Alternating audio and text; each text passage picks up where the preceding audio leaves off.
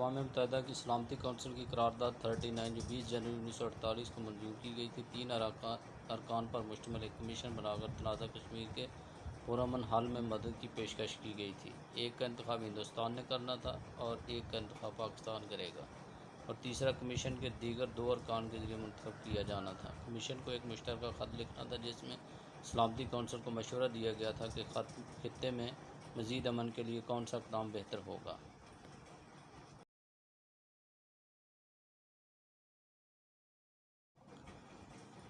Commission का काम। Commission का मकसद हक़ाइक़ की छानबीन करना और सलामती कौंसिल की तरफ से दी गई हदायत पर अमल करना था। ये तहकीकात जम्मू कश्मीर की सूरत हाल के हवाले से 1 जनवरी 1948 के अपने ख़त में भारत की तरफ से लगाए गए इल्ज़ामात का अज़ाला करना थी। दूसरी बात यह थी कि जब सिक्योरिटी कौंसिल इस तरह की हदायत करे तो पाकिस्तान की तरफ से 15 जनवरी 1948 को पेश किए गए दीगर मसाइल को हल करना था।